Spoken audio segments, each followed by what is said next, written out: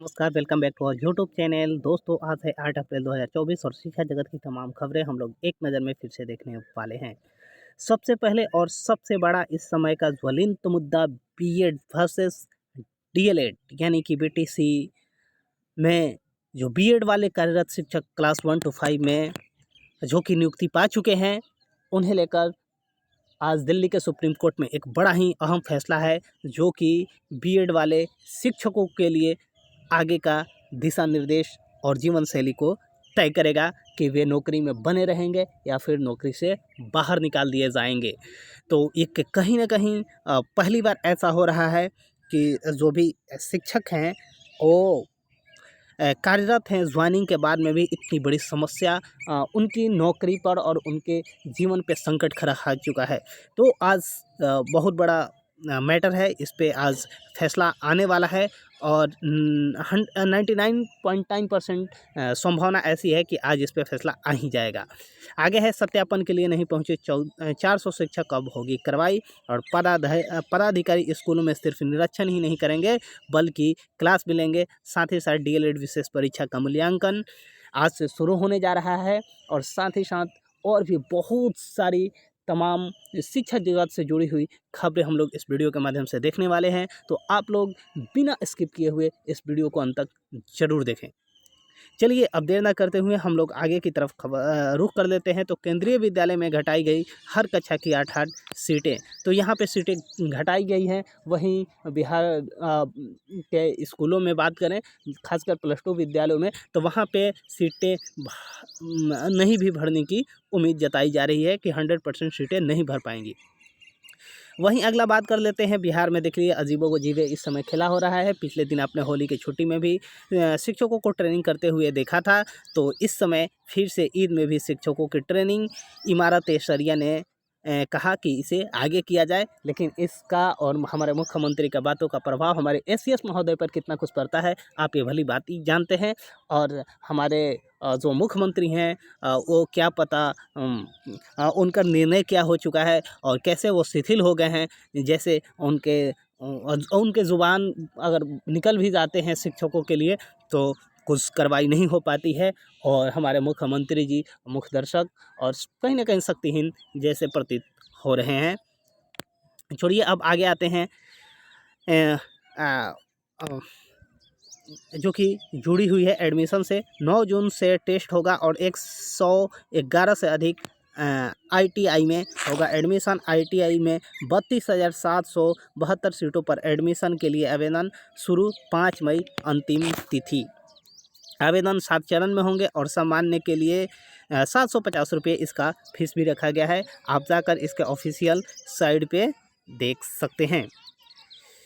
वहीं आगे बात करें हम लोग, तो बीएससीबी डीएलएड के पुराने पाठ्यक्रमों की उत्तर पुस्तिकाओं का कल से मूल्यांकन शुरू हो जाएगा और आंतरिक मूल्यांकन के लिए आज उपलब्ध हो जाएगी सामग्री। साथ ही साथ बीएससीबी ने 12वीं में एडमिशन लेने वाले स्टूडेंट का आज लिस्ट जारी हो जाएगा। चलिए, अब अगले स्लाइड पे हम लोग करते हैं, जहाँ पे है कि सत्यापन में नहीं आए 400 से अधिक नियोजित शिक्षक।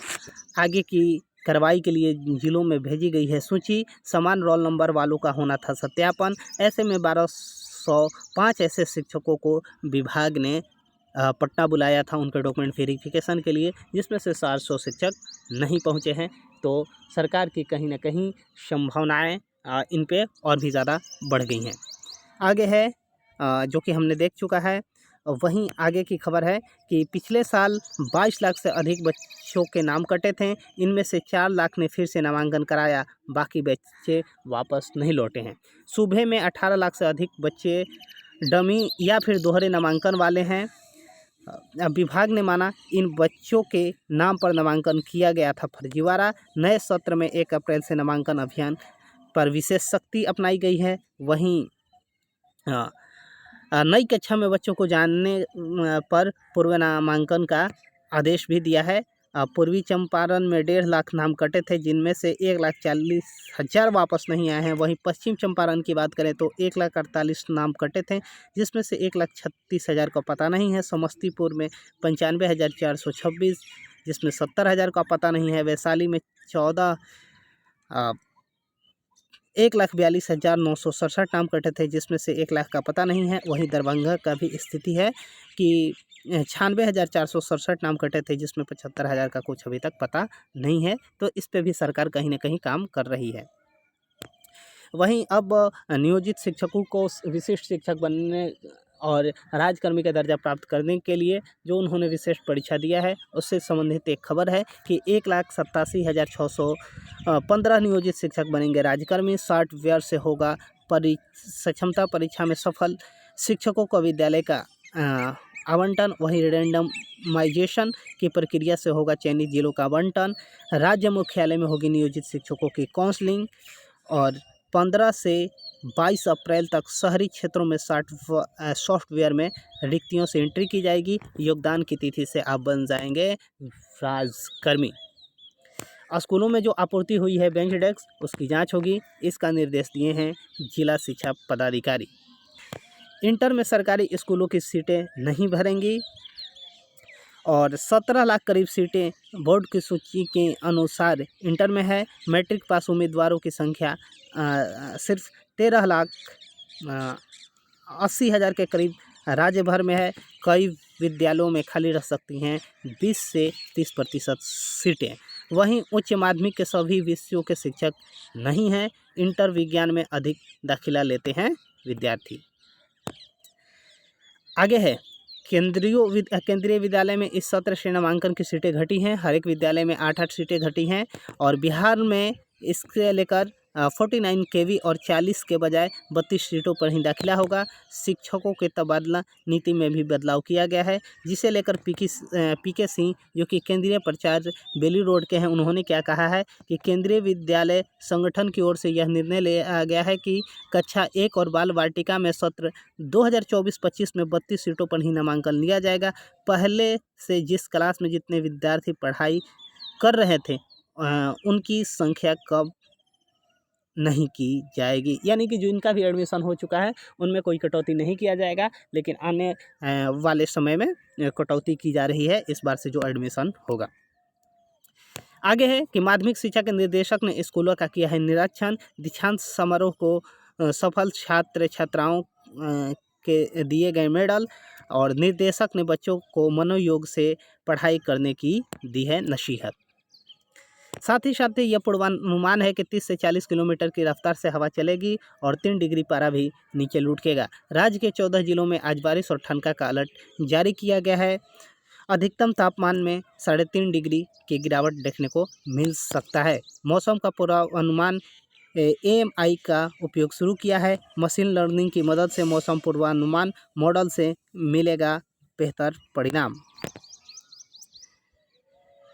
साथ ही साथ अब अगली खबर की तरफ रुख कर लेते हैं कि राज्य के सभी सरकारी और निजी स्कूलों में U-डैश से पंजीकृत होना अनिवार्य। सूबे में 8564 निजी स्कूल U-डैश से पंजीकृत नहीं है, जिससे लेकर दाखिले में दिक्कत हो रही है। U-डैश पंजीकृत नहीं होने से अन्य स्कूलों में नहीं हो रहा है दाखिला। अभिभावक अब इसकी शिकायत लेकर पहुंच रहे हैं DO कार्यालय। 100 से अधिक अभिभावकों ने पटना में शिकायत की है। नामांकन लेने में इसकी जांच करें अभिभावक। स्कूल राज्य सरकार से मान्यता प्राप्त है कि नहीं, स्कूल के पास U-डैश का नंबर है या नहीं, मूलभूत संरचना है या नहीं, शिक्षकों की स्थिति पता करें। गली मोहल्ले स्कूल में नामांकन लेने से पहले जानकारी ले लें। अब इसे लेकर पटना के DO ने क्या कुछ कहा है कि हर स्कूल DO कोड का नंबर अनिवार्य है। इसके लिए स्कूलों का आवेदन देना होता है, तो अभी U-डैश से पंजीकृत किया जाता है। पर अब भी कई निजी ऐसे स्कूल हैं जो बिना U-डैश नंबर दिए ही वे बच्चों को दाखिला करवा रहे हैं। आगे है दोस्तों कि 9वीं और 12वीं विद्यालयों की किताब देने की सूची मांगी गई है।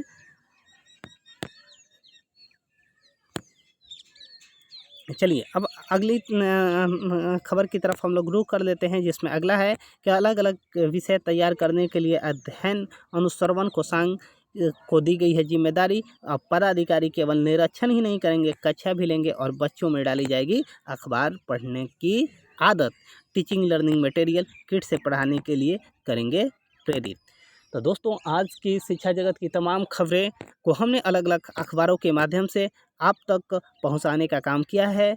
और आप भी हैं शिक्षा प्रेमी या फिर बिहार में हैं शिक्षक या फिर आपको शिक्षा जगत की तमाम खबरें से आपको हर रोज़ रूबरू और अलग अलग अखबारों को देखना पड़ता है, तो उसका समाधान हम लेकर आ गए हैं।